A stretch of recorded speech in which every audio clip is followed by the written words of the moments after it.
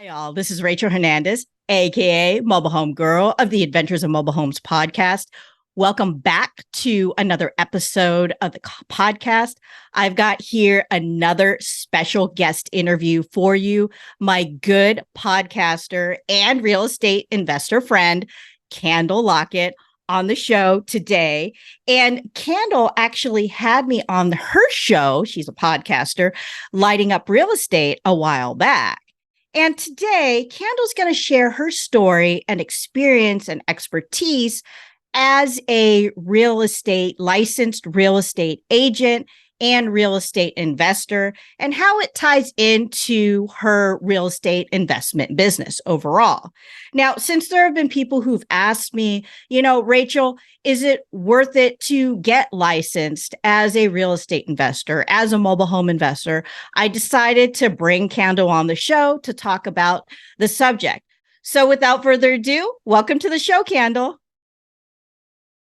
Hey, my mobile home girl. How are you? Good. Thank you so much for agreeing to do this interview. I'm so excited to have you here to talk about your experience as a licensed real estate agent and also a real estate investor. So if you could tell us a little bit more about you and how you got started as a real estate investor, how you got started as a real estate agent and all that. Absolutely. Okay, so where do we start? I think I have just pretty much engulfed in real estate. That's all I really know. I could say when many people say, where in the world did this come from? I was a kindergarten teacher. Like I was teaching kindergarten for about 13 years. And I was a part, I will admit, of the 2008 crash of real estate. I didn't know what I was doing. My parents were investors, but I was too proud to tell them, hey, I have all these properties, and I got them wrong. So, of course, with that crash, a lot of our mortgages went down with our properties. And so I was just like, okay, forget it. I want to come back later on when I'm more mature, wiser, and accumulate my properties again. I had a portfolio of maybe 8 properties, and I was teaching kindergarten. Wow. Now I could go through, but they were wrong. Like there's no way a kindergarten teacher making the salary that I was making should have accumulated 8 properties and came out of nothing out of her pocket. All I did was go to closing with my driver's license. I had keys and I had a check because they were, of course, increasing the value of these properties, which they were not valued at those prices. And then they said, oh my gosh, you were under contract for like 195. But we've appraised it and it's at 225. So we're going to give you the difference. Oh, okay. Yeah.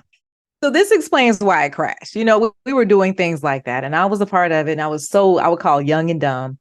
And so I had to just walk away with my tail between my legs because there was no social media at the time. So there was no Facebook, no groups. It was no conversation about mentorships. My parents, they knew something was up because they was like, how in the world did you get 8 properties? Like for real, you teach kindergarten, like you just got out of college. Right. And so I'm kind of ashamed to tell them like I'm about to lose all these properties. So I just let the cards fall as they may. I taught kindergarten. So of course, a part of that crash, the people that were hardest hit were people that work for the government, and they hit teachers the most.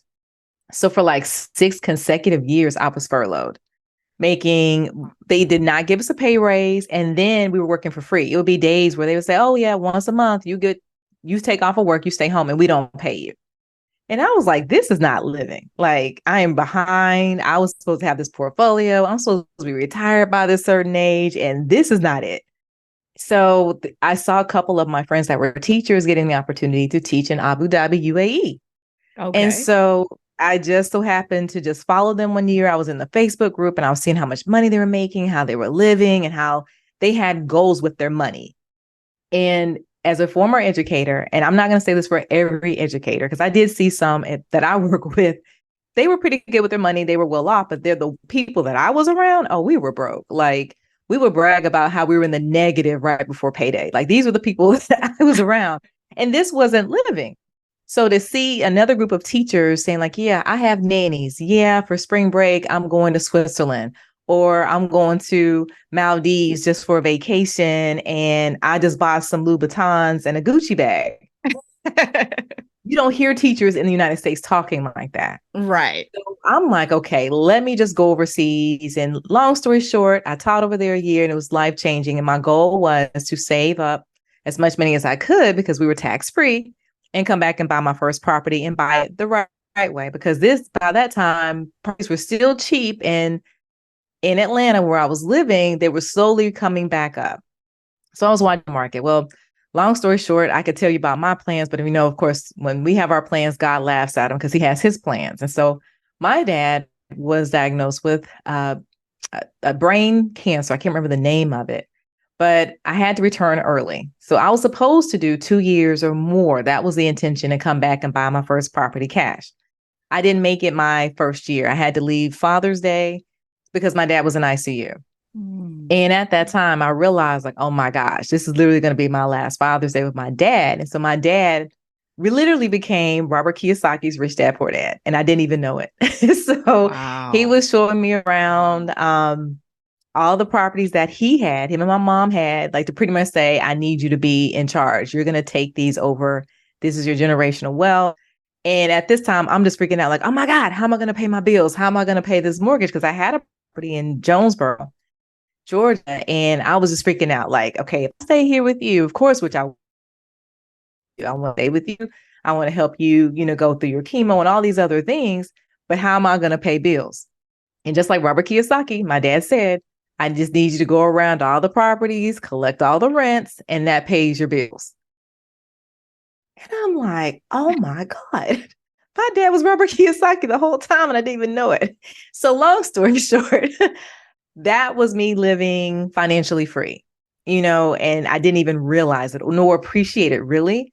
And so when my dad passed away, immediately the family was like, we need to sell the properties. We don't know what to do. And I'm like, oh, here I come. I want to figure out what to do. We're not going to sell. We're going to keep this portfolio and we're going to grow it. So I got my real estate license.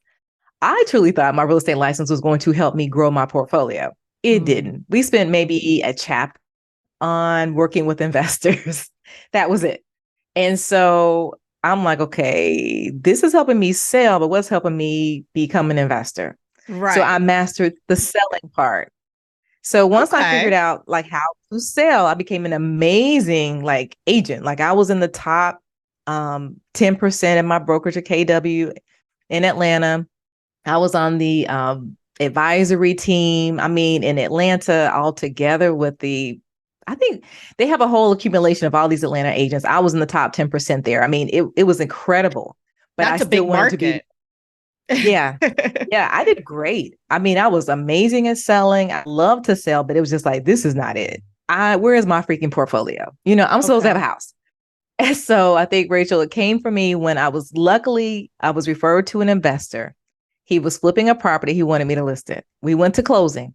When I saw how much he made compared to what I got, now take in mind, I'm not taking for granted what I got. It was nice. But what was nicer was his check. Yes. That's what I wanted. And I'm like, I'm still on the wrong side of this freaking table. Like I'm supposed to be right here getting this 6-figure check, not getting this little 8,000, which is great. I want the 6-figure. Mm-hmm. And I'm like, what can I do to get this $8,000 commission check to turn into a 6-figure check? So I just started like looking in smaller towns and I said, okay, where can I find a property? If I just accumulated so many closings, I can pay cash for it.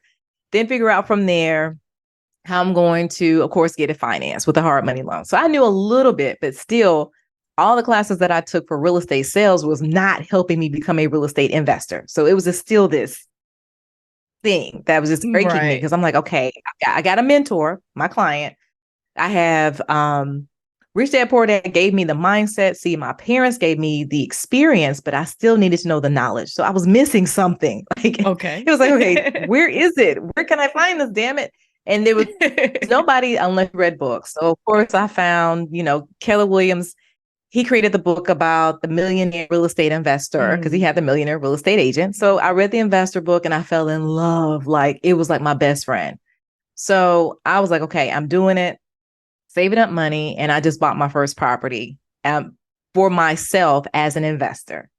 And I bought in a very small town and everybody was telling me not to do it. Like, oh, you're crazy. You need to just be in Atlanta selling real estate. Why are you buying this? I'm like, okay, y'all get it. I get it. Y'all do not get it, but I definitely get it. I need to be an investor because I have a portfolio that I've got to make up.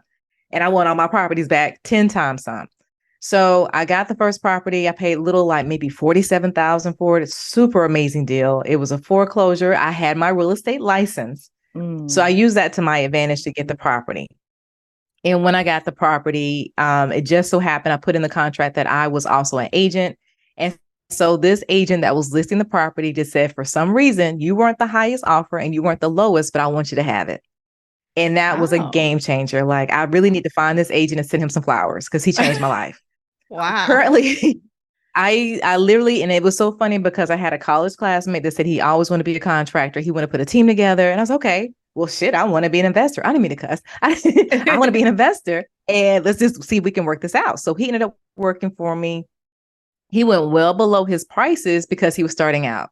And I knew him because of the relationship that we had. I knew he wouldn't do me wrong. So I said, let's go for it. So I was a beginning investor by myself the right way. He was a beginning contractor. And by the time we were done, the property, I bought it at 47.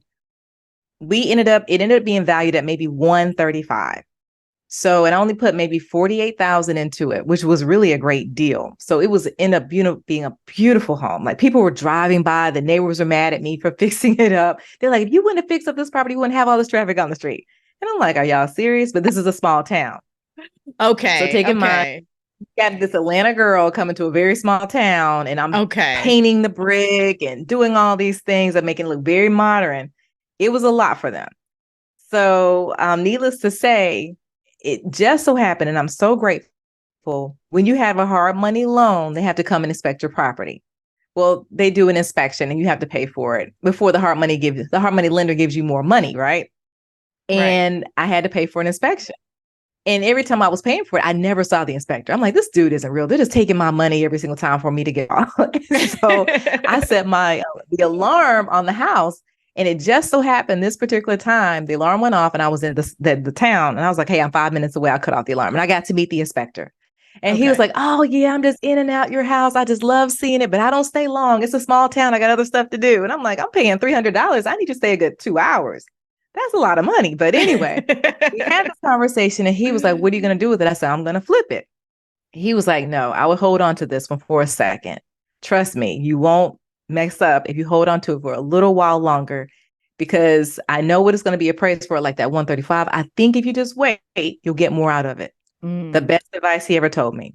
And just before I was getting ready to put it on the market and sell it, COVID happened. Oh my goodness. Yes. So I was able to luckily move into it because we were all in place. And I was like, well, if I go back to Atlanta, we can't do anything. COVID was really bad in Atlanta. Didn't want to go back. So I moved into the house until I put a tenant in place. So now we literally have the house on the market. And guess what my house is appraised for? I don't know what. $235,000. Wow. But you still own it. I still own it. It's actually under contract. I am selling it. And congratulations. Thank you. I'm going to go ahead because it is a small town. That is something that investors, we really don't look at, but I do. I always look at the cash flow and I look at the appreciation. And for the size of that house, the land that is sitting on, I realized I've maxed out the amount of money I can make in this town. So I could put my money better use back up here in Chattanooga where I'm living now. So as you see, I'm in my childhood home. This is my hometown. But I have land up here. So I'm going to take that profit that I'm going to make and start developing up here because they have some excellent incentives for investors that want to partner with the city to create for affordable housing. So it was a no-brainer. Like, okay, that house down there is $235, but if I do this exact same house up here for half the cost, it'll be valued at $350,000. Wow. So yeah, it was a no-brainer to just go ahead and sell. Like, no, you can double your money because we have 2 lots. And so I'm going to put 2 properties on both lots. And by the time I'm done developing them with the city, it'll be worth $600,000.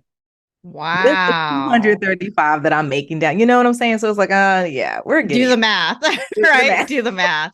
I'm hearing some good things about Tennessee, actually. So you're in a good, I think it's a good time to pivot because Atlanta has always been such a big market for real estate investors. I can't even imagine the competition. I mean, we've been in this long enough. We know that, the local investors will always have the know-how and the contacts and all that. Yeah. But it's amazing that you actually started in Atlanta because it is highly competitive there. Yeah. And so it sounds like your parents were in the business, but you didn't find out until later on in life. They didn't really let us. Well, I remember as a kid, if it was too cold, I could jump out the car and take the receipt book and collect the rent and jump in the car. But I just thought it's something fun to do. And we used to fix Right. up the properties, and my parents would be like, okay, if you fix it up or you paint this wall, we'll take you to McDonald's for your Happy Meal. We didn't know Yes. what we were doing. Yes. We just had a good time, and I just never really thought of it as the asset, the cash producing, the appreciation, all of those things they never really taught us about. Right. So Right. that was the fun part about it. So now that I'm in it, I miss it because like even though the house is under contract, I'm like, oh, I wish my rent was coming up right now. But it's like, Kendall, you're about to make a whole bunch of money in a whole second if you just be patient. But I'm just using Right. cash flow. So Wow. Wow. So I yeah, have a question about those properties. I mean, do you still own all of them or just a portion yeah. of them? You That's a still. no. Okay, so those properties that I had in my 20s, I sold them off, or either we lost. Well, I'm saying I lost them. I have to take responsibility. It was I.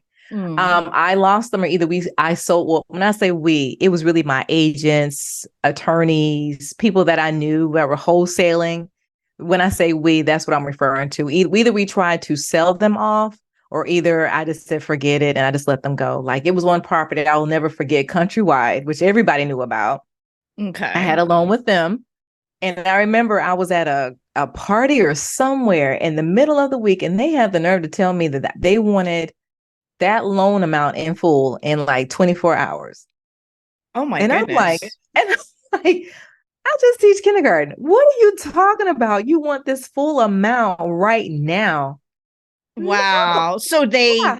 they exercise the due on sale clause. Yes. Oh my Yeah. goodness. I've never heard that They happen. did it. They tried to exercise that. And I'm like, where, what? And I mean, I guess it was desperation, but I mean, of course, they went under within a Yes. matter of hours. They were trying to really get the money out of me. Yeah, And that I'm was pretty much like, what it was. Yes, and we didn't, exactly. nobody, I mean, of course, it was like COVID. We didn't really know what to do. It happened.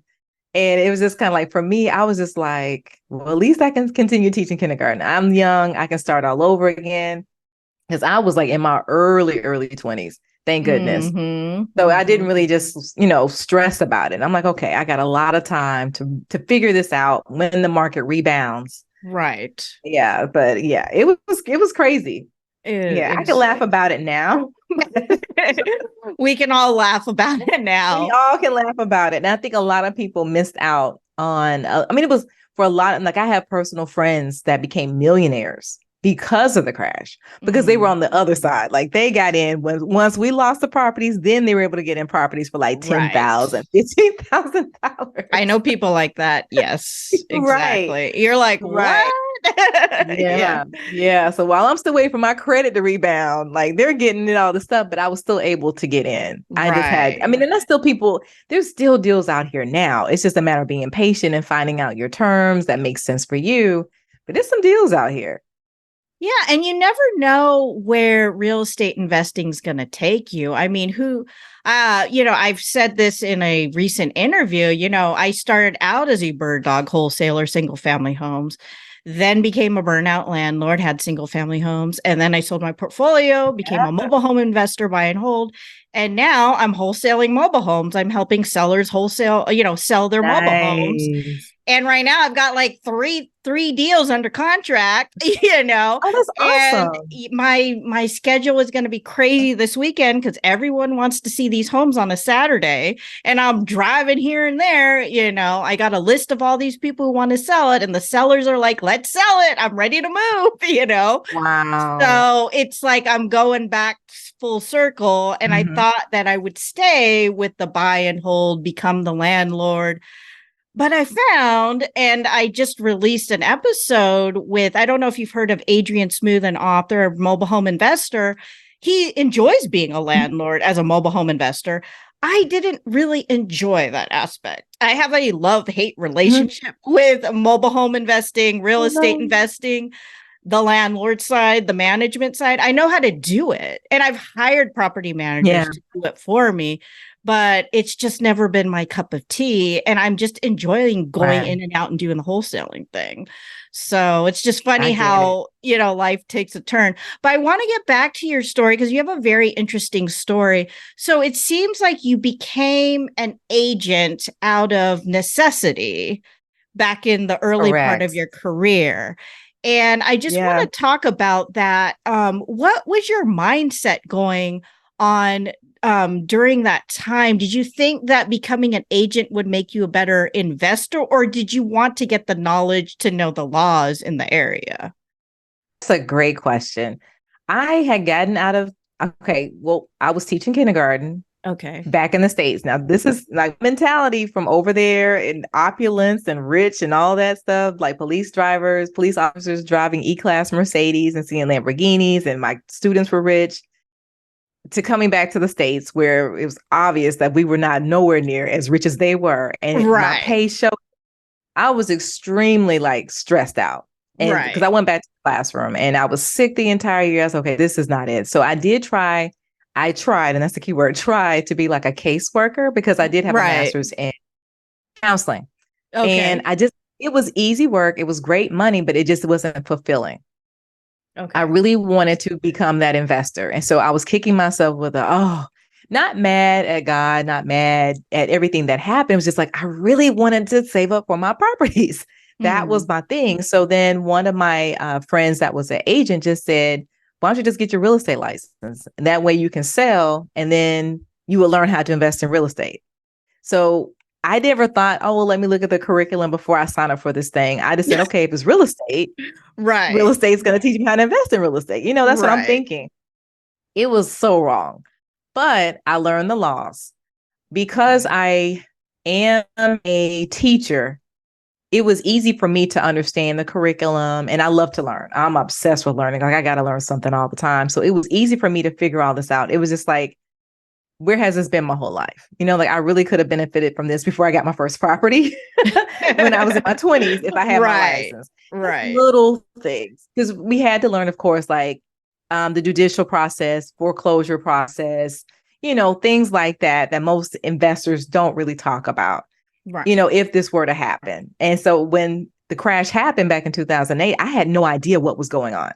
So it's like, oh, if I would have been in real estate school, I would kind of I could have been ahead of the game just a little Mm. bit, Mm-hmm. knowing exactly what to do. But now, if this crash were to happen, we have social media, we have podcasts, we can reach out directly to somebody and say, hey, can I hire you to be a consultant because this crash is happening and I need to figure out how to get ahead of the game. Like somebody can hire me easily for that. I'm like, oh, I'll tell you exactly what to do because, it's available now where none of this was available back then when that That's first a good crash point. happened. That is a very good point. Yes. So it's just kind of different. But with the real estate license, because I'm a big advocate about even investors having the real estate license. Like I teach beginning real estate investors, and I always say, hey, you need to get your license. One thing that saved me, and I tell people this all the time, was when I was in that small town. I was about an hour and a half away from Atlanta. And that's a drive. I'm not trying to do that every day because I had to end up being the project manager for that house when I was rehabbing. And it was a full gut. I wasn't able to, and you're probably thinking an hour and a half isn't bad for those that are listening. If you're in Atlanta, to just go from downtown, it takes an hour. So can you imagine going from a small town all the way into Atlanta? You're talking about 3 hours just to get up there. Oh my It's bad. Like goodness. the traffic is horrible in Atlanta. Right. So I'm like, no, we're not doing that. And then on top of that, with me taking on this new hat of being a project manager for the first time with a full gut rehab, and you're the female, Black female at that. And then all of a sudden you have all of these men, because this real estate is nothing but men looking at you like, okay, where's your husband? Where's your boyfriend? Who are you? Are you the realtor? No, I'm the owner. So that was the Yes. biggest struggle. So I had to be there. But the benefit of me having that license was that I was able to do so many deals as a referral agent. And this is what I tell people, like, okay, if you want to be that project manager, you don't trust your contractors, you really want to see how everything goes. If you have your real estate license, all you have to do is market, houses for sale, market properties that you can help them buy, sell, and invest. They say, hey, I need to buy. You just find an agent, get them qualified with a lender, and you can say, hey, I'll give you this one person They're pre-approved, ready to go, and I want a 50-50 split. What agent is going to pass that up? They may try to get you down to the 25 or the 30, but if you say no, they're ready to go right now, you can close in 30 days, they'll do that 50-50 split. So that's what I was able to negotiate. I still had my lenders on deck. I had all of my clients pre-approved, ready to go, and pretty much they have already found their house. So really, I just needed an Wow. agent to write the offer. Why am I selling for 25% split? I've done all the work. All you got to do is write a contract. Right. So agents were jumping at it like, absolutely, I'll do a 50-50 split if that's all I've got to do. So I got 50% of the commission just from having a real estate license, never wrote an offer, Wow. never had to show a property, never listed a property. But I was getting 50% of the commission. Wow. And this is in the investor. So Right. So when you I were getting tell investors, smarter. yeah, Yes. I'm like, it was so much smarter. Like, I'm here rehabbing a property and I'm still getting Right. checks from just making a phone call. This How is a did you, no-brainer. yeah, how did you vet these agents? I mean, did you meet them at Um, Real Estate Investor Club or did you just kind of, you met them through networking? How did that happen? that's an excellent question. I had one agent that she was a KW, a little bit, she came right after me. And she saw me like this big sister. She loved how I ran my business. So she wanted to learn so much about my business. And I gave it to her. Like, I shared all of my knowledge, my gems, like these strategies. Like, this is what you do when you do a listing. This is how you write the offer. So when I saw how she did it, I was like, okay, she's a mini me. It's a no-brainer. I should just need to go ahead because that way, one thing I was really big about with my business, which is why it was so successful, was that I intentionally wanted every one of my clients to be handed off to someone and they saw, oh, that's another candle. It's just in a different form. It's in a different name. So my lender, her name was Louisa. Everybody said we were sisters, except she was Hispanic. She was the Hispanic candle, but she communicated. She answered her phone. She was very detail oriented. She was hands on. She was personable, just like me. So then when I had my inspector that I recommended to all my clients, they loved him because he was meticulous. He made them feel like they could build a house from the ground up. He treated them like it was like his own kids, like a family member. Like they were still calling him after they bought the house, which is Wow. what they were doing for me. So I was like, I wanted everybody that worked on my team to look just like me. Not saying the race or or gender, but I mean how they carried their business and how they cared about my clients. And so when I referred them off to Joan, well, that was one of my favorite agents, and she still is. She still does my referrals. Everybody thinks she's me. Like they love her. And I'm like, that's exactly what I want. So if anybody is like listening and trying to figure it out, you want somebody that is literally identical to you. You don't want the opposite. You don't, because if they're coming to you because they're thinking you're going to be able to help them find the house, they want to work with someone just like you. If they can't get you, they don't want the opposite. So that has Yes. been the success, is finding those people that are literally thinking like me, have the same values as me, jokes around like me, very articulate, meticulous, caring. I want them to be able to call them after the sale. If they can't do that, and it's like, no. Now I've had some. I had Right. one guy. I'm not going to mention his name in case he listens, but he'll figure it out.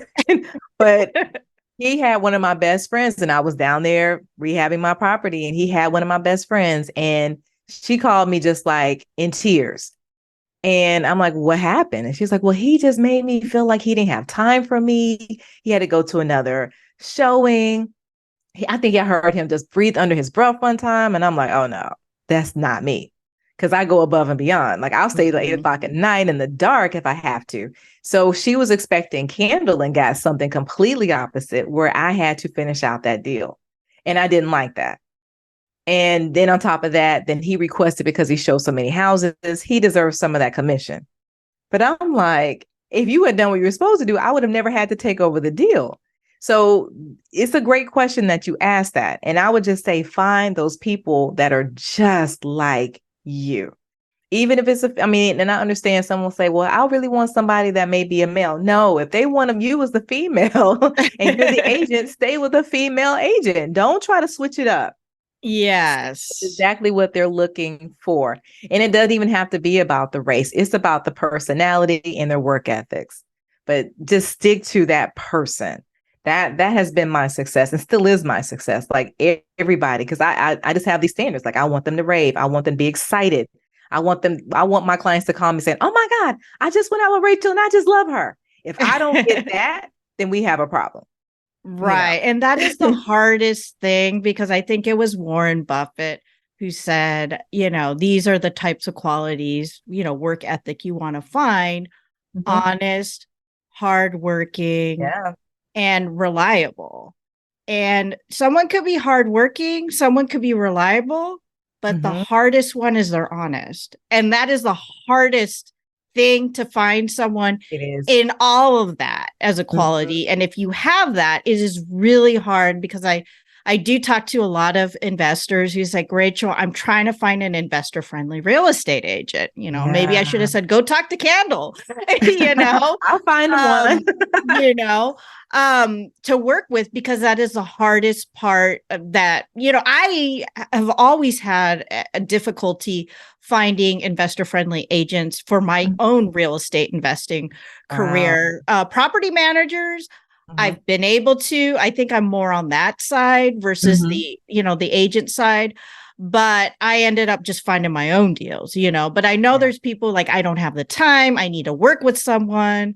So if anyone's listening here, talk to Candle, basically. So my next question is, we talked about kind of some of the pros of having a license and being a real estate investor. Let's talk about some of the cons, just so that people can be aware of being a real estate investor and licensed agent. Yeah, that's a great question. And I'll tell you, I'm very transparent about my business and, how I think and what I do. And I will be completely honest. When I do investor deals, I am never the agent on them. Okay. That first property that I did, that was the last time. Because as much as I love that agent for giving me that offer, accepting my offer, he got on my nerves. And I'm just like, I can't do it, because here I am trying to work with the hard money lender, trying to get my team together. And he's steady having me do all of this stuff. And I kept saying, where's my agent? I'm like, Kendall, you are the agent. Girl, you're the agent. It's you. And so after that, I said, okay, from here on out, I'm just going to hire an agent. And they just got to be able to deal with me being an anal agent, broker, client, because I am going to be that one, but I will be in investor mode. Right. And so that has been my success for me, is that when I do my own deals, I hire another agent. However, it's not fun, because I am anal. I am like, why is this house? Da da da da da da. I want to do this. I want to do that. And if they say, well, I didn't ask. I'm telling you what I want. So kind of like, like, which one are you going to be? Are you going to be the investor? Or are you going to be the agent? So that's the only hard part. And that is a con. But I know several very successful investors that have their real estate license and they carry their own deals. They're able to wear different hats. So that is a pro and a con. If you can handle it, trying to do both, you always can just hire that realtor that is going to be top tier, because they're going to want to do their best to make you happy. That is the pro, because you know everything as an investor. You're not the brand new investor that doesn't know what they're doing. They're going to know, like, oh my gosh, I really have to bring my A game if I'm going to work with this person, because I know they go in and out of properties. They also have their real estate license. It's a plus that they'll want to work with you. So you're not going to get just the basic agent. They're going to go above and beyond, because they want to earn your business. And they know too that if you're an investor, other investors, and they want to be able to say, I really want you to say my name. If another investor wants to buy a property, they will. So that has been like the pro and the con. The other con, I think that's the biggest con. I can't think of any other cons. Well, I will say this. Currently, I will be careful with this one. I am with another broker. I'm not going to say the broker's name. Okay. But I also have my broker's license. So for me, because I am a full-time real estate investor, I'm looking at, why in the world am I paying all of this money and I'm not doing any direct sales? That is a con for me right now, because I really am an investor, but I just happen to have a real estate license. I happen to have a broker's license. So now I'm exercising this broker's license that I've had for freaking 5 years. And I've decided to be my own broker, because it makes no sense when I do my referrals for me to be splitting it with brokerage when I can just get all of that myself. So Mm-hmm. that has been the only con with being an investor and you have your license. However, for those that are listening, I don't want that to deter you. Get your license. I will tell anybody. I'll tell anybody. It never goes wrong to just get your license, because there are brokers out there that literally want to get paid. You don't have to pay no monthly fees, annual fees. They just want a split of that check when you get it. And you can't beat that. Exactly. I mean, yeah, for you to just, for them to be the broker, and it's like, oh, well, it's kind of like a lawyer. Like, I don't get paid unless you get paid. That's how a lot of brokerages are being now. And so Right. I just said, well, that's, how I want to be. Like, why am I paying? And at that time, I was with Keller Williams, which I love Keller Williams. Any new agent, I would tell anybody, if you want to sell real estate, I love, hands down. I will always love Keller Williams. But when I got my broker's license, they even were like, well, Kendall, you're referring, I went back to school to get my master's in real estate. You really don't need us. And I'm like, no, I do need you. I don't feel like doing this, because I did have a situation with one of my referral checks where someone that I knew personally tried to keep the commission check from me. And at that time, I was in my master's program in real estate. It was like during finals, and I did not have time to argue with this brokerage about my check when we already did referral agreement and it was signed. Okay. I'm not understanding. So I was like, you know what? Keller Williams, take care of it. I got my check. So it's kind of like, okay, learn with that referral. But from here on now, I just stick to the people that I know and trust, that they will, be just like me. And that's not going to happen again. But that the con is just the referral fees. So if you get your license, which I really, really hope you do, just shop around for those brokers that do not want a lot of money, period. Like paying monthly fees and all that stuff. Even being a part of NAR, I had an issue with that even right now because of everything that's going on with them. Okay. There are some brokerages that don't make they don't make it a requirement that you be a part of NAR. They just pretty much say, if you're not going to write any contracts, you can just put your license here, and you can, when you get a commission check, referral check, we'll just want a split of it. And that would be the type that you want to find. So I said, Kendall, just be the brokers you want to be. Okay. So that's what I'm doing. So I'm going to be a broker. So for anyone listening, can you explain what NAR is, just for that people who may not know what that is? I know what it is, but I just want you to everybody knows who NAR is now. If you don't know, you've been under a rock. NAR is the National Association of Realtors.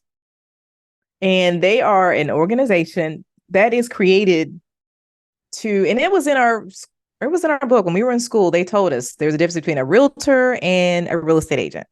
Mm-hmm. You can practice real estate as long as you have an active license. Anybody can do that. However, NAR is like a higher level of ethics and values and standards. There's a more meticulous purchase and sell agreement contract than this typical purchase and sale that you would regularly get. So you have like a more top tier contracts. That's really what you're getting, the contracts. That's all I really know with GAR. I'll be honest. Since me being a part of NAR, part of NAR, we had the contracts. That's what we really had, these really great contracts. But it was, I didn't see outside of that. Like classes they have, yes, but you can still get those same classes anywhere in any real estate school. So it was just still kind of like, okay, why am I paying all of this money every single year? Yes. Not quite. Yes.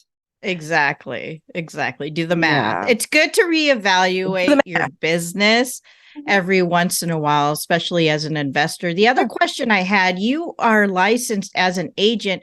Do you find that you have an advantage of finding deals through other agents because you're licensed, pocket listings, any of that, motivated sellers, because you are an agent and there is that kind of, understanding that you are running your business like other agents, you have that, that degree of professionalism as an agent. That's a great question. I say yes. Because you get access to the MLS before anybody else. Mm-hmm. You find out immediately if you decide to be in a brokerage full-time and sell real estate. Like we have meetings where they'll say, you'll be in Facebook groups. Like this just hit the market. You'll see it before anybody else because in those Facebook groups, they'll say coming soon. and they will show the agents first before it hits the market. Let's say today is what, Wednesday? By Friday, it'll be hitting the market. Everybody else, you'll have first dibs on it. Okay. Typically if you have those meetings on the phone or you have phone meetings, it just depends on your brokerage. You have in person, maybe Zoom. You have those opportunities where you say, hey, this is coming soon. I just signed this contract and I'm about to list this property and here's the address and we're going for this. Like, you hear it before anybody else. Right. So those are the advantages of being an agent, is that you do get a lot of priority. And then too, when you are an agent, you get access to the MLS. You see more detail. You get to see the private notes in some of these situations that you can't see on Zillow, you can't see in realtor.com. And then plus you also get a commission. So you can find your own deals. And let me tell you, where you are, which I love about having a real estate license, you can use that commission as your down payment. If you consider that, that can be your down payment, because sometimes these commissions can go as high as even 3%. And if you get the right property, yes, down payment. So that is something to consider. Like, a lot of people say, well, I don't really have my down payment for getting my first investment property. Well, if you have $500, get your real estate license, then all you got to do is find the property. You're going to get a commission and there's your down payment. Mm-hmm. Exactly. And then on top of that, just keep finding more deals, give them to other agents, and you get commissions every month, and you can decide to either be the agent yourself, refer it out, but you're making money.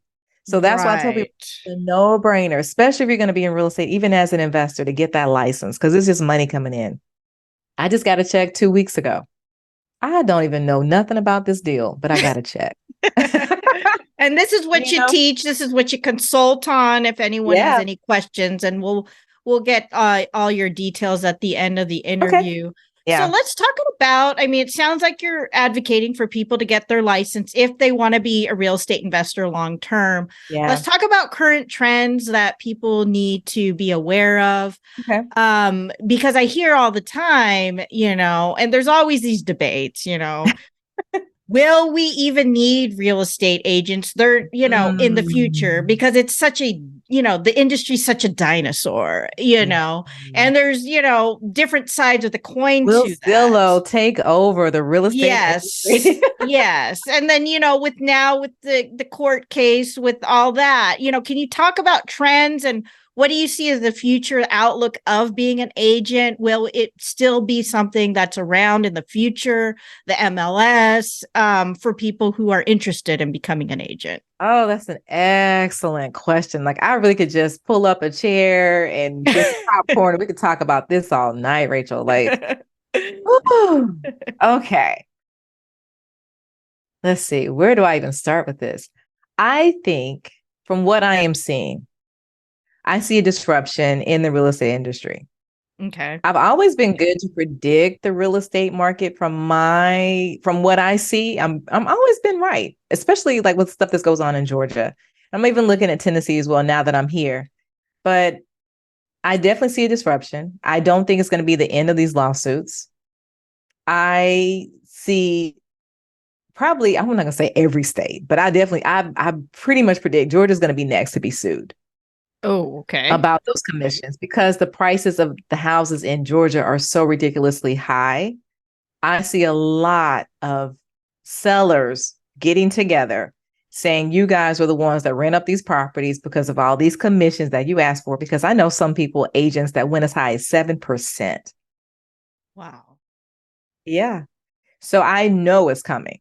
Mm-hmm. I think for me, that's another reason why I really wanted to separate myself as just a referral agent and then being my own broker, because I don't want to have the uncomfortable conversation with sellers or buyers about their commission, because I can say, well, I'm going to refer you to someone and this is how it's going to work. So I'm already coming up with strategies. And even at my school, because I am a licensed real estate school for the state of Georgia, I'm a licensed real estate instructor for the state of Georgia, of, how I can create some classes to help have the conversation with agents, because I truly feel that and this is just my prediction, I think these houses are too high right now. I think they're going to try to find someone to blame to have a reason to start lowering these houses.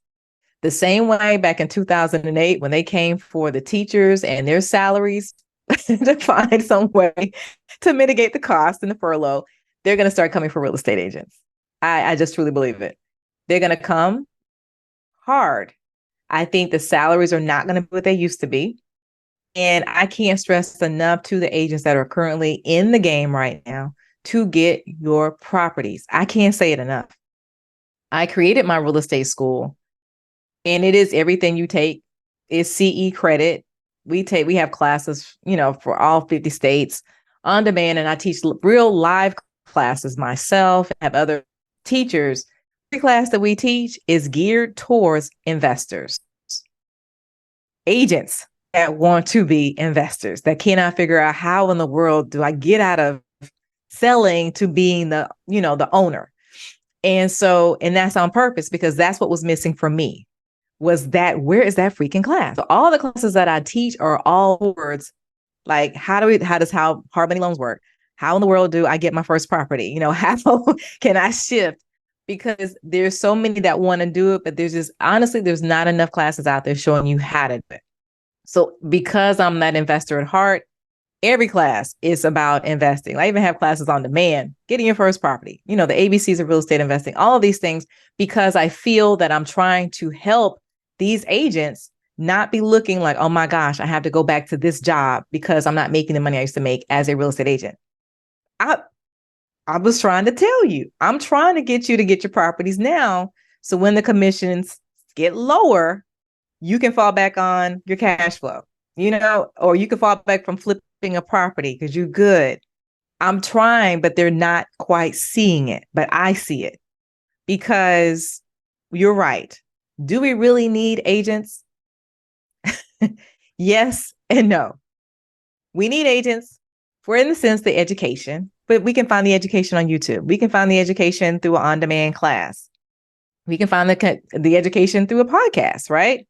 So anybody can just go up to, now this is the thing, anybody, especially with what's going on right now with NAR, anybody can go up to a seller and say, I want to buy this house. Or if the seller says, well, I don't have the expertise, I don't understand how to list a house, I want to hire Rachel to be my listing agent. Your client, Rachel, if you were the listing agent on a house, can say, well, I'll pay you, Rachel, because you're amazing. I have no idea who the buyer's agent is going to be. I'm not paying them. Okay. So then what is this buyer going to do? The buyers have to go on YouTube, have to read a book, go to podcasts, Google how to buy a house, and they're going to go to you as the customer, because they're not paying out of pocket that 3% commission for a buyer's agent.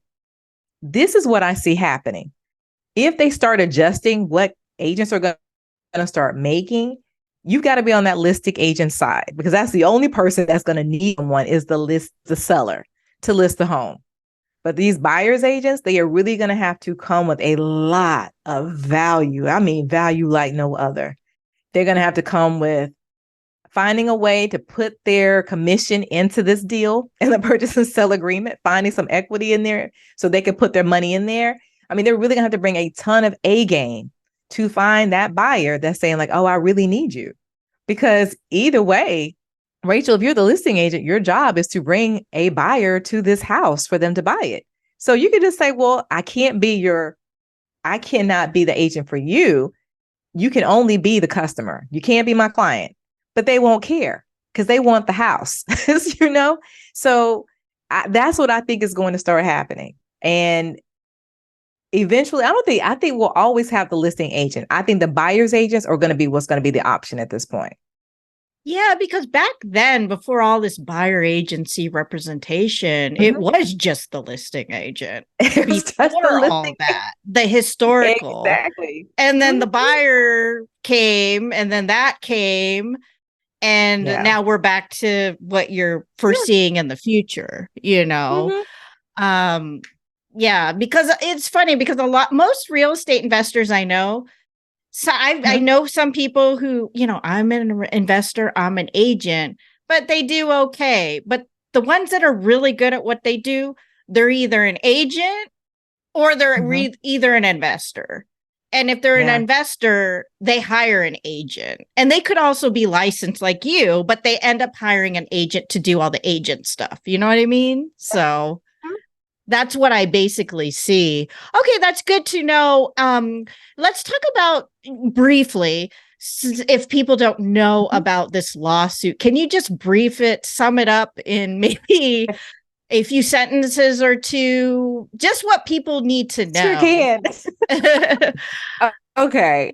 This is Candle's version. I'm just gonna give it that disclaimer. This is Candle's version. It may not be as accurate as you might read. This is my version because I guess I understand why they did this.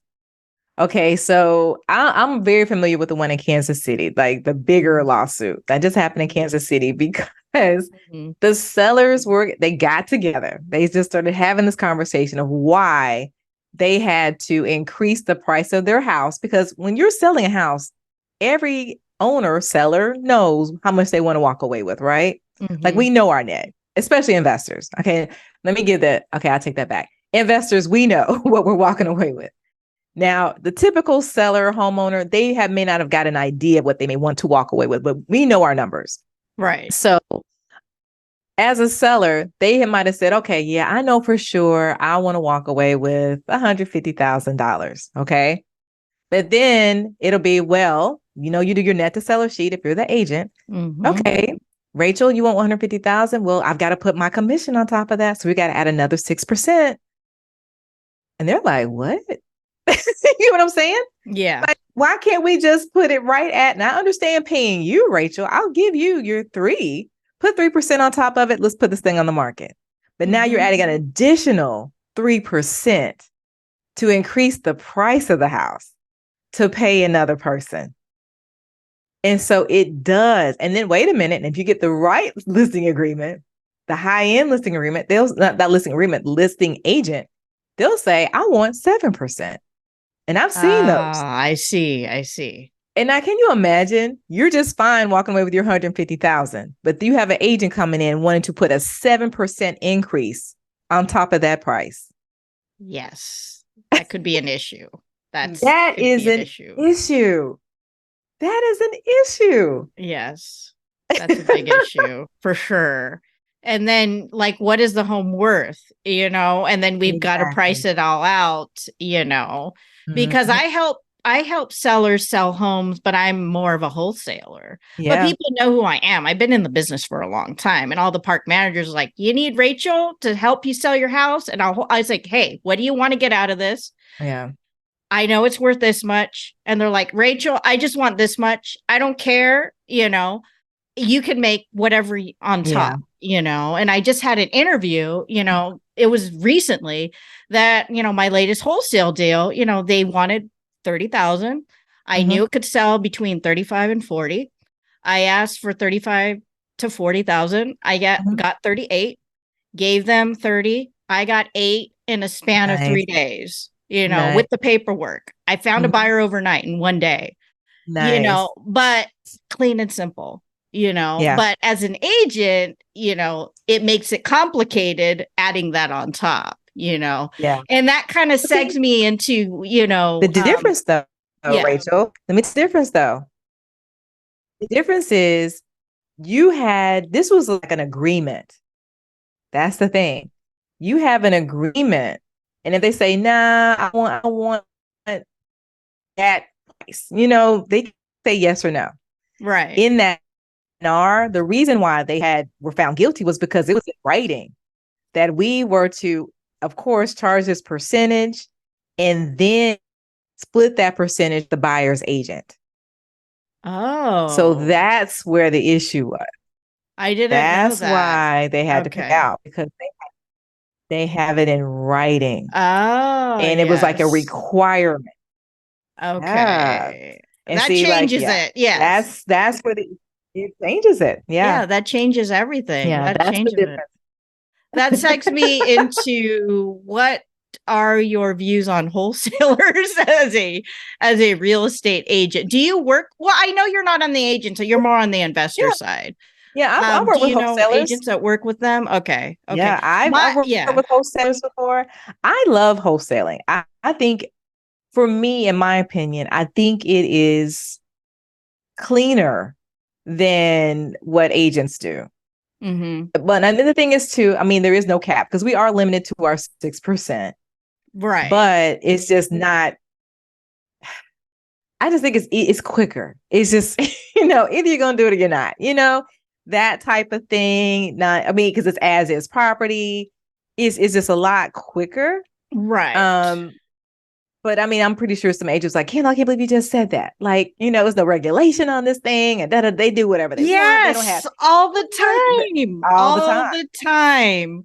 I And the think the funny part issue. is, Yeah. yeah, I'm sorry. The funny part is though, Rachel, we were supposed to be paying NAR all of this money because they were supposed to be creating or prohibiting in some states and cities wholesaling. So that way only transactions would happen would be through realtors. They didn't do that. So I'm like, what are we paying for? Wholesalers are not going anywhere because it's not illegal to sell real estate. Exactly. Exactly. And all I do is assign my interest. It's on paper. I mean, it's all legalese.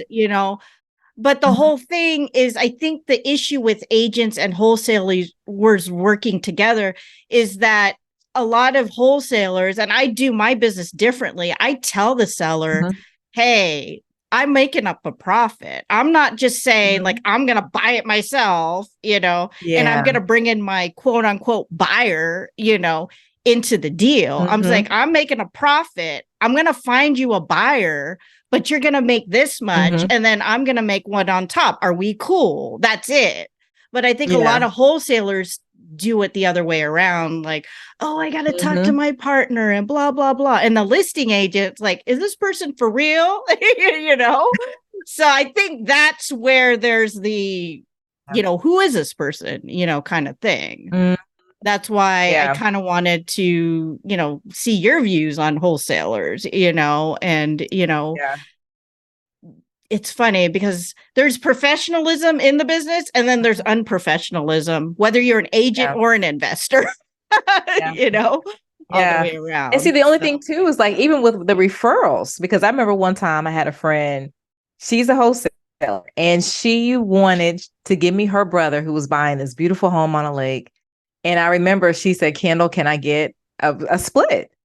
And I said, absolutely. And then I said, send me over the referral agreement because I thought, we hadn't talked in a minute. I thought she had a real estate license. That's the only catch. A closing attorney will not write a referral check if it's being written by an agent to a person. It has to go from broker to broker. Yes. That's the only catch why you need your real estate license. That's what you were telling about what you've been paying all these years. Yes. Yeah. That's the only catch, because I wanted to give it to her because I'm like, okay, you really brought me a performing client ready to go. I'm just writing an offer. Why shouldn't she?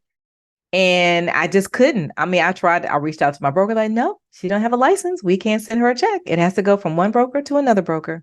Yeah, that's true. But okay.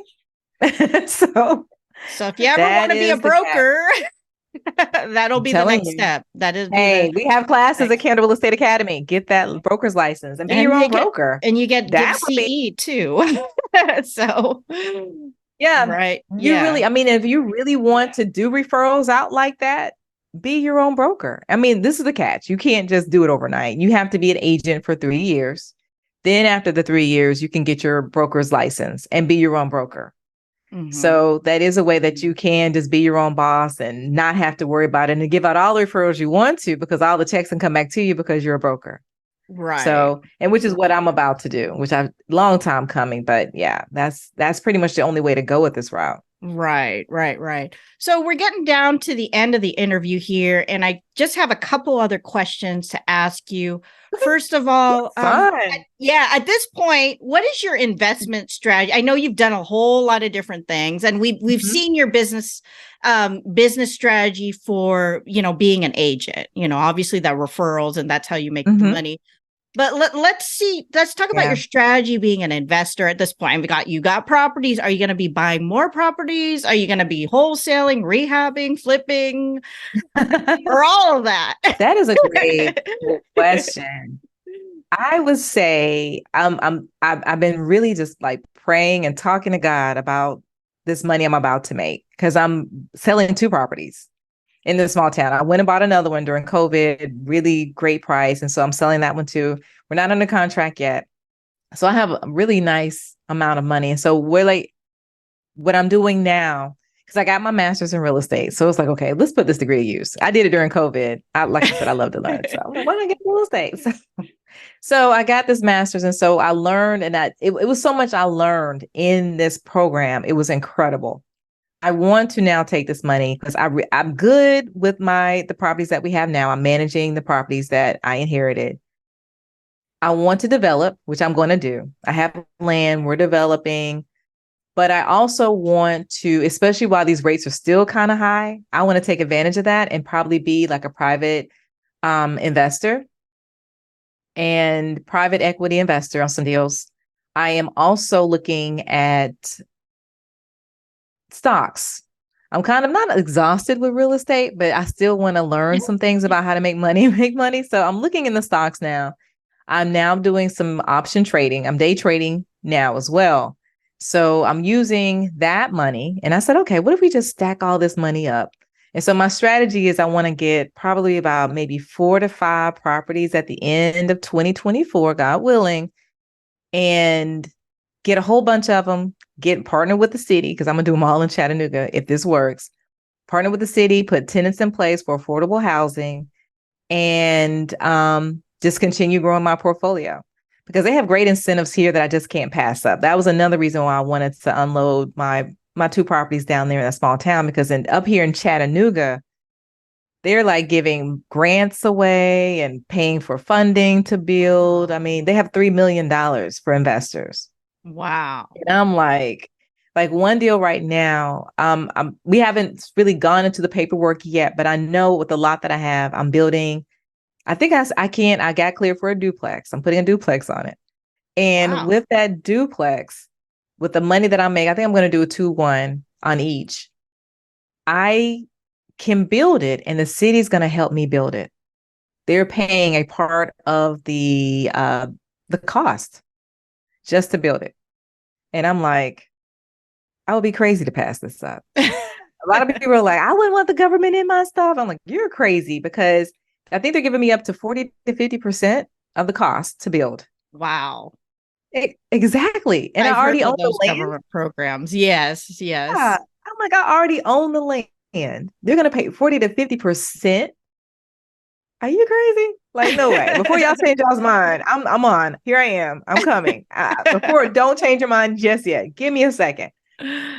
So I'm looking at that. I'm looking at if this first one works, I am definitely buying more land to do more of these partnerships. And then just building my portfolio. I want it to grow to where I can at least get that. Like I said, I'm crazy about my book, The Millionaire Real Estate Investor. So my goal is out, and it's not gonna say it's a crazy goal. I think it could happen. I would love to, not now, eventually when I retire, I would love to be able to make $1 million a year through cash flow. I think that'd be incredibly dope, because it's easy now to make, to be a millionaire in real estate. That's super easy because property values are so high. So that's a no-brainer. But I'm like, okay, what will be the next thing? Let's see if we can make $1 million. So I just said Right. I'd try it and just find out if it's possible. Like, hey, let's just throw it out the wall and see if it'll stick. So so that Wow. yeah, so that's what I intend to do is of course increase the portfolio and do some more developing. That sounds really, really exciting. Sounds like you've got a Thank lot of you. big things planned. Yeah. Yeah, for me, I've got properties and I'm just loving wholesaling. And I said this in Awesome. another podcast interview. Uh-huh. I just want to pay off my house, my mortgage, and then just everything is Wow. extra. So basically, and that's not I don't see that's going to be hard. It's pretty Mhm. doable with the kind of money I'm making now as a wholesaler with, Sweet. mobile homes. Yeah. But one of the last questions I wanted to ask Mhm. you before we, wrap up is, for anyone out there who's just getting started as a real estate investor, Mhm. what advice do you have for them based on your experience, based on, being a licensed agent? What do you think they should do first, if they want to get started in real estate investing? The first thing I would say is you got to have that desire to see that something is wrong with how you're living now. You got to find that point, like that pain point, Okay. And then like, okay, like for me, my pain point was I don't want to work every day. I would love to just wake up and know that every first of the month, the rent has been paid for my properties and it can pay all of my liabilities, right? That Mm-hmm. was my pain point to where I became obsessed with that. And that obsession said, okay, let me figure out by taking classes, listening to podcasts, getting a mentor, whatever I need, or getting the right rooms, whatever I need, or getting my real estate license, whatever I need to do to get me from point A to point B. Now I realize point B may not be the answer, but I'm moving because everything is going to come together if you just keep moving towards finding the solution to that pain point. Because Okay. I think that's where a lot of people get stuck is that they'll have it and it's like, oh, yeah, I'm just so tired of work and I'm tired of being this. Or like me being a former educator, I hear all the time from teachers, I just want my first property or I just want to be an agent. Okay, sit in that. Like acknowledge that's a pain point. And then out of that pain, start taking action to figure out how to get out of the situation. That's all I did. Like my pain point was I missed Abu Dhabi and I wanted that same lifestyle I had over there. And it's stuck. I'm like, this is not it. So I'm like, Right. let me figure out how to get these properties back so I can have my lifestyle back. And it took me on the journey to getting my real estate license, and I didn't stop there. Then I said, okay, that's not it. But I did see through getting the real estate license that I found this one client that was an investor that made me say, oh, this is what I got to do. I got to flip a property. So I do what? Take action, get the property to flip. Then once I did that, I realized on the journey through just an inspector, hold the property. Did that. And then in between that, during COVID, I got my master's in real estate. So I just kept going until everything just started making sense. And I accumulated all the stuff to where I'm good. So I would just say that first step is just to sit in that pain point to where it's so bad you want to take action. And then just start there. If it's with a YouTube, if it's with a podcast, if it's one freaking class, just start somewhere because I promise you, I guarantee you this, it will lead you to the next place you got to go. And then start there.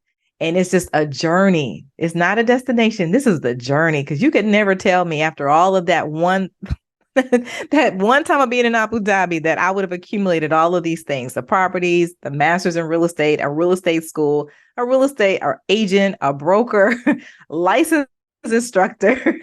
Now I'm going into development all because I had this one pain point of wanting this lifestyle. So just start. I mean, really, just sit in that pain point and start somewhere.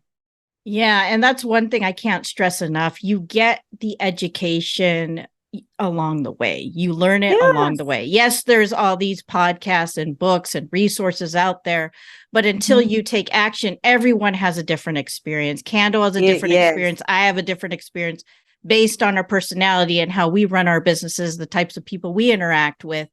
It's going to Yeah. be different for everyone, and you can only just Right. build on your experience. But if you don't have the experience, you have nothing to build You have upon.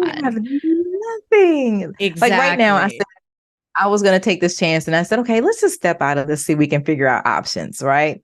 So I had a friend, she was a teacher, phenomenal teacher. And I'm like, I'm learning all this crap, but you ain't done one trade yet. Kendall, this is nothing until you do your first trade. Right. And I was like, and I was scared. I thought I was going to lose $1 million. Like I don't even have $1 million in the little paper money account, but I was thinking of all the worst things that could happen. And once I did it, I made 300 in a day. And I'm like, really, Kendall? Really? Just girl, but I took action, because there's only so much information and podcasts and classes and YouTube videos we can look at. You're going to have to take action. Then hurt because you will. You're going to get a lesson out of it that's going to change your life, you know? Because for me, my lesson was when I got that property in a small town, the contractors that I had decided to work with, my friend, he had to go back to work. He sent in somebody else. I ended up firing him. But that guy, and that was a big lesson, and I lost a lot of money, and I had to move down there. But it was the biggest blessing from that uncomfortableness of saying, okay, that means I've got to stop selling real estate when I was making a whole bunch of money to deal with this one stinking house in the small town. It was a game changer. I would change it for nothing. And look where you're at So now. just take it. Exactly. Speaking of That one yes, tractor. Yes, it was. exactly. Yeah, it was a great opportunity. Yeah. Well, speaking of taking action, let's talk about resources. You've got some resources available for people who want to learn about what you do and what you teach. Let's talk about what you got available to help people who want to learn how to do what you're doing. Oh, thank you. Absolutely.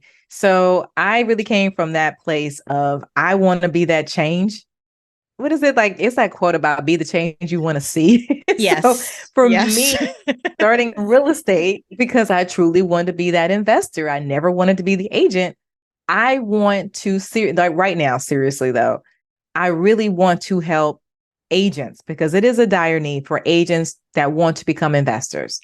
And then two, there's a dire need for investors that I really want them to get their real estate license because it's just so many perks on both sides. So I created Kendall Real Estate Academy.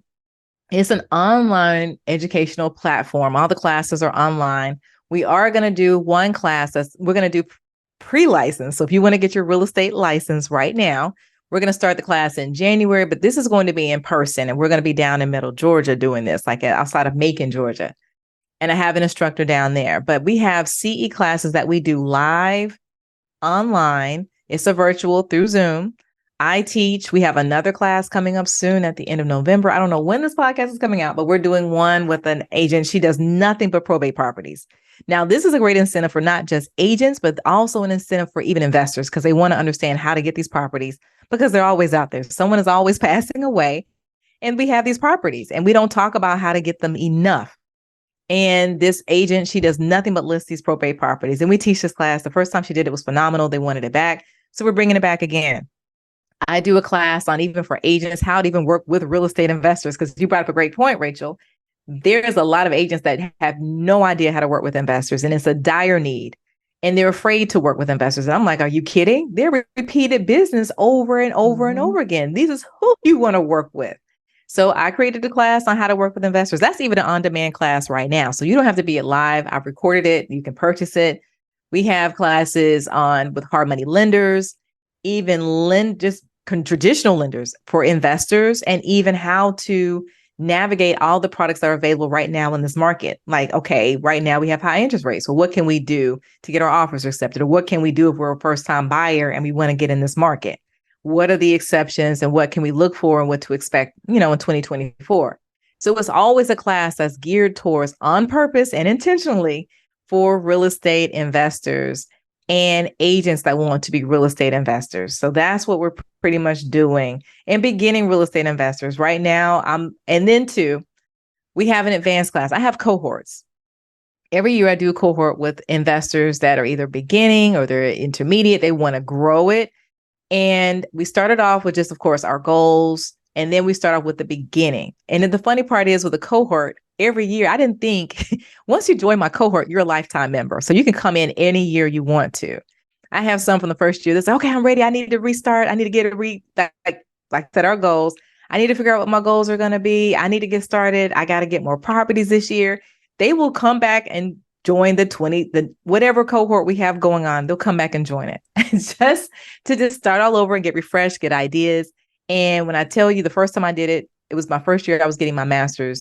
That was in like 3 years ago.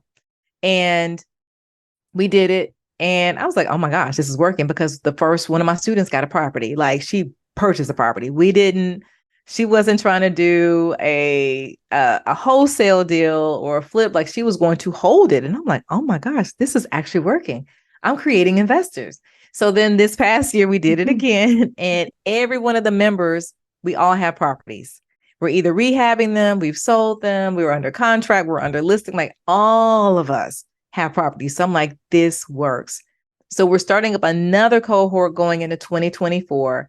And this is something where you get me every single week. You have me one-on-one. I teach the class. We do analyzing deals because we're always into somebody's deal, or we might be looking at a property in the MLS. It's okay, let's look at it. And this isn't just for Georgia. I have students that are in Maryland, Alabama, I'm in Texas, Georgia. So we're all over because a deal is a deal. And so we just analyze the deals, we look at them, and then we support each other. So I'm excited about this cohort for those advanced learners that really want to like, no, I really want to be an investor. That's what the cohort for is for. But if you just want to like every so often just come in and say, okay, let me just take this one little class and see my next step and what it's going to be. That's what we have like the regular continued education courses at Kendall Real Estate Academy for. Wow, sounds like you're doing a lot, Kendall. I did not actually disclaimer. I did not know she was doing all this.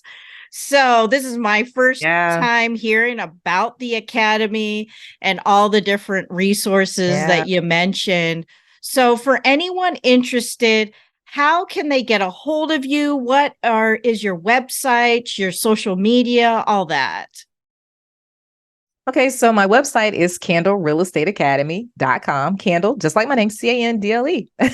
Candle Real Estate Academy. If you want to find me on social media, I am at candlelocket.com with 2 T's. And all my channels are, all my handles are Candle Locket. And that's how you can reach me. Great, great, great. Well, thank you so much for being on the show. One last thing I wanted to tell folks.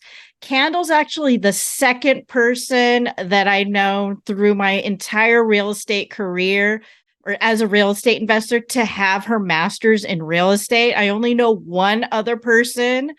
So if you are interested in learning about what she does, she knows her stuff. I don't even have a master's in real estate.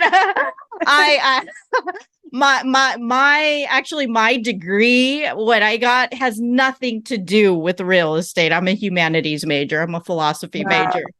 So yeah, knock on wood. And now you're a real estate, So fun fact, Steve Martin was actually also a philosophy major. So while everyone was learning a skill in college, I was learning, do I exist? What's the importance of my existence? My friends were like, what is this going to do to help you get a job or a career in life? And here I am as a mobile home girl, as a mobile home investor.